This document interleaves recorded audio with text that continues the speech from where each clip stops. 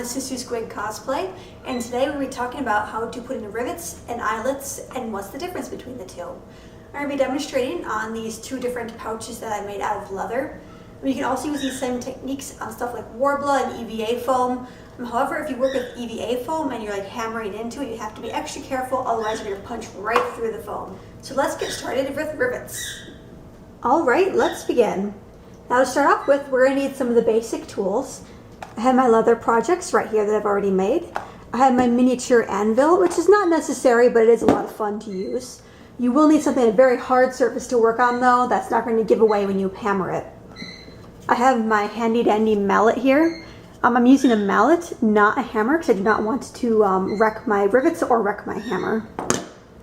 My rotary hole punch, an incredibly useful tool. Seriously, get one of these like right away.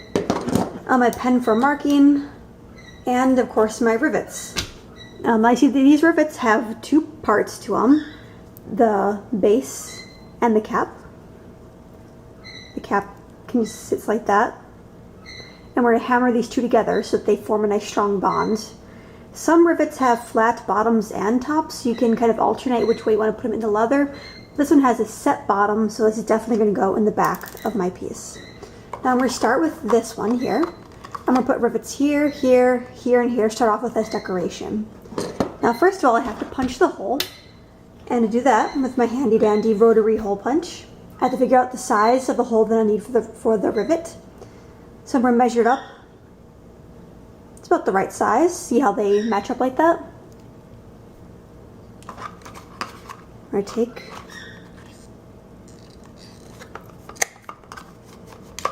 easy peasy. Get it back. And okay. Now you see how it sticks out like that a little bit? This is actually a little bit longer rivet than I would recommend for this thickness of leather, but I'm going to hammer extra hard so it's going to work. But other than that, I would normally suggest that you only want the bottom part of the rivet to stick out a little bit through the leather for an ideal fit. I'm just going to hit this one extra hard so it fits together.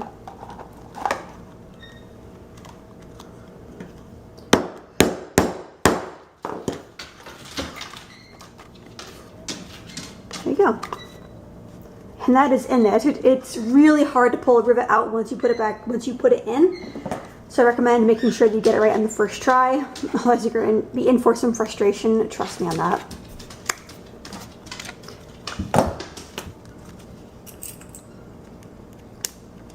Now, I don't know if you can really tell on this camera or not, but there's a little bit of bumpiness with this rivet.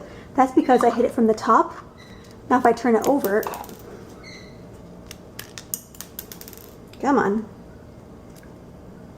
Put it face down on the anvil and a hammer from the other side. The rivet is nice and flat. It's kind of a personal preference thing. Okay, I'm going to put the two rivets in on the bottom now.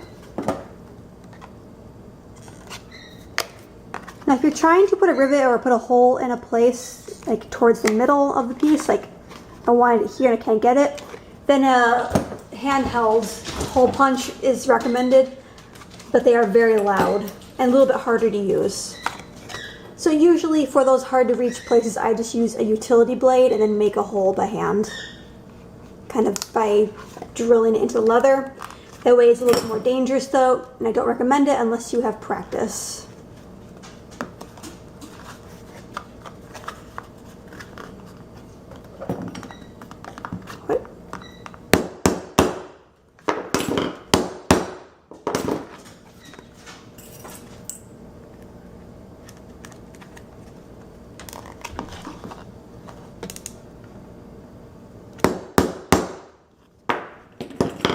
Now there are also special devices to put your rivet in if you want to keep it rounded.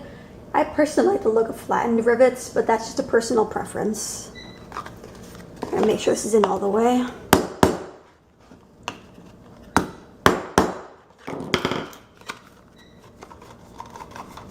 And I'm going to put a couple on the top too.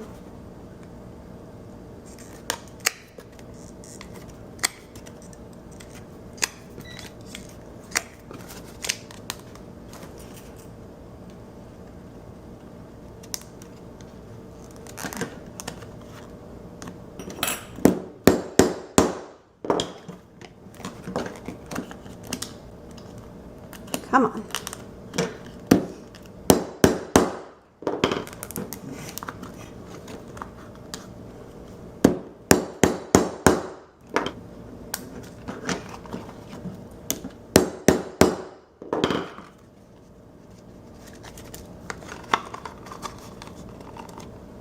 Ta-da! Righto, now I'm going to move on to putting the backing on this one. Okay, now I have this neat little back of wallet type clip thing that we can just hook this piece onto your belt or your pants or whatever you'd like. It's going to go back here.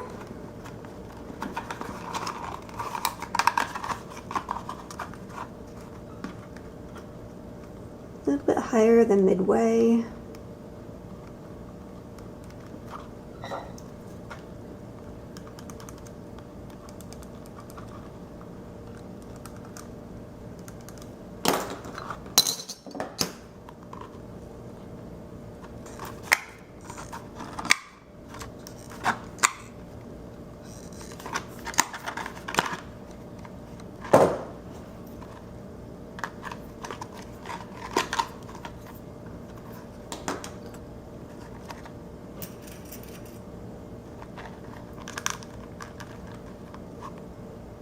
Okay, now for this piece, I'm definitely going to hammer it face side down. So if I had it like this piece would get in the way right here.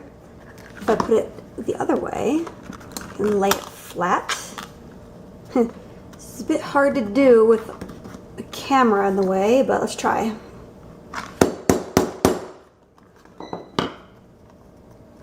Okay. Now I put the next one in before I re-hammer that one, just to help sturdy this.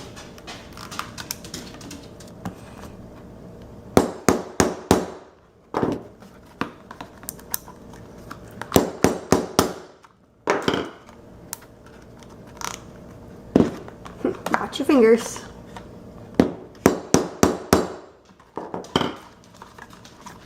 Check the rivets. Yeah, they're all very securely in place. Now this pouch is going to get decorated a little bit with a couple more rivets. Then it's going to get sewn up the side, and it is done. Now I'm going to show you how to put in some eyelets. Okay, now on to eyelets. I'm going to be putting some eyelets into this mini pouch here, along each side here and here. So you can attach like a string or something to it and have, like, I don't know, a mini pouch for whatever purpose that you would need it for. Just something cute and fun that I made. I'm not really sure what it's used for yet, but there it is. Now eyelets are different from rivets in that you can see they only have one part to them. And when you put a eyelet in, this part is going to get smushed out by the special extra piece that will fit in here like this, and it'll be hammered and then laid flat. If I want to prevent my eyelet from getting squished, I have this special piece that I'll be resting that in to help keep the curved surface. All these pieces you can get from Tandy Leather, maybe some other craft type places like that. You can get eyelets themselves at Hobby Lobby. I'm not sure about Joann or Michael's, but definitely Hobby Lobby. Okay, now with my handy dandy rotary hole punch, I'm going to figure out the size that I need the hole to be. That should be good.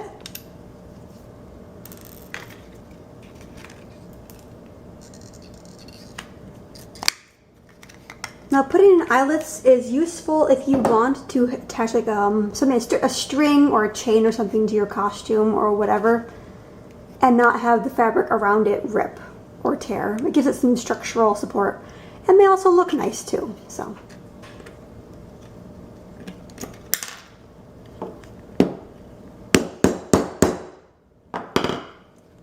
And you see how that has flattened out? See, it got a little bit crooked on the front because I moved this out of the way.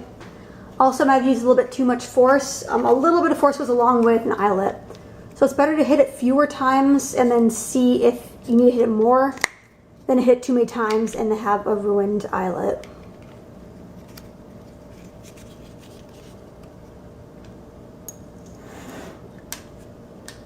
fun little balancing act here.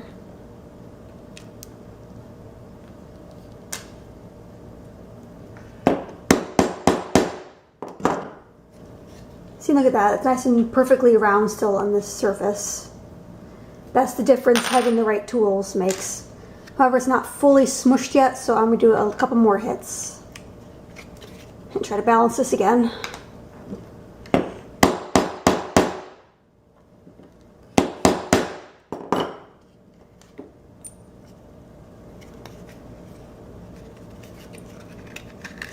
Righto, and then now there's two little holes on each side of this. So those are eyelets, those are rivets, and I hope you learned something. Thank you very much for watching.